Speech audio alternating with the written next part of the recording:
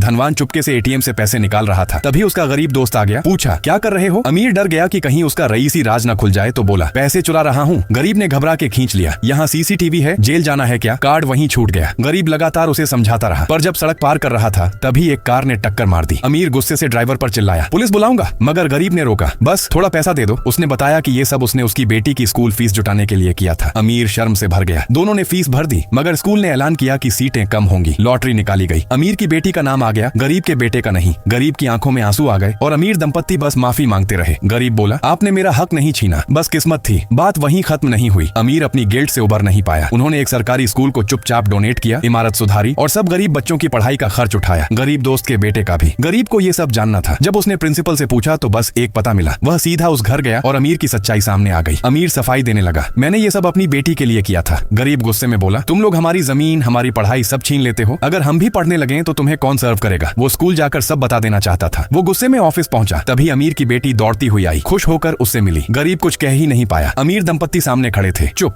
गरीब बोला, हम दोनों में यही फर्क है, मैं किसी और का हक नहीं छीन सकता। अब अमीर का सब्र टूट गया। वो खुद स्कूल गया और सच्चाई बता दी। बीवी ने रोका, पर उसने कहा, अगर मैं अच्छा इंसान नहीं बन सका तो अच्छा बाप या पति भी नहीं बन सकता। प्रिंसिपल को कुछ भी आश्चर्य नहीं हुआ। उसने बस बच्ची की गरीब वाली फाइल हटाई और सामान्य छात्र बना दिया। तब अमीर को समझ आया, ये गरीब सीटें तो बस दिखावा है। सच्चाई तो ये है कि गरीबों को वहाँ कभी स्वीकारा ही नहीं जाता। फिर आया पेरेंट्स मीटिंग का दिन। अमीर सबके सामने बोला, मेरी बेटी यहाँ सिर्फ स्वार्थ सीखेगी, पर खुशी, सहानुभूति और इंसानियत वो उसे गरीबों से मिली थी। और फिर वो अपनी बेटी को लेकर स्कूल से चला गया, छोड़ दिया नकली अमीरों की दुनिया। उसे सरकारी स्कूल में दाखिला दिलवाया और वहीं के लिए फंड देना शुरू कर दिया।